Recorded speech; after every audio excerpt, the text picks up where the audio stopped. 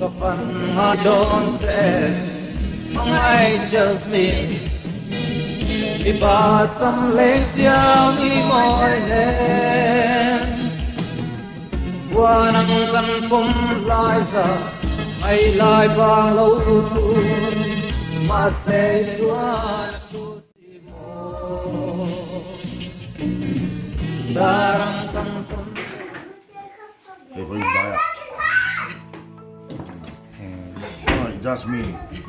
Hotel là kan va dine out ta. He zong chang thak don khop maya. Kan ai chak to ni tu na hian. Avoi khat nan nge an menu te tina hun hwa te nuam mem kan tia. He thian ho in kan kala. An menu hanen hian kan kalawang ti kan hlaw khop maya. Thian ho le. Po lang ta po in. Oh. Anh nhìn hông rồi à?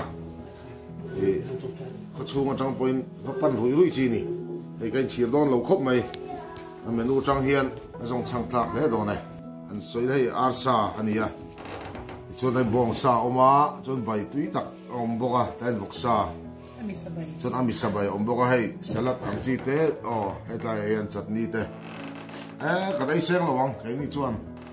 Xuống tới cầu mấy cái đồ lúc đó thì tôi là hiền, tầm lúc tôi là cái xem non lâu, buốt vào cái cái đó nè, bắt đi về chín chi nè, chuyện hậu lệ, bỏ lòng tới point, Sunday lại bỏ đi xe, là hotel này tôi thấy anh không ra cái này thì khác, anh xây luôn nè, anh ấy ô.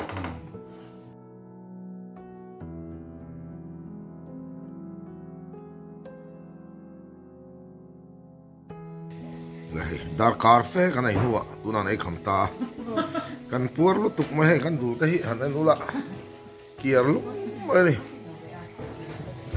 hey aro po wa ai hoi po karon hoi pe to no la bong sepuri no ma ai la kan nu om boka ani po hi pur khop mai sang te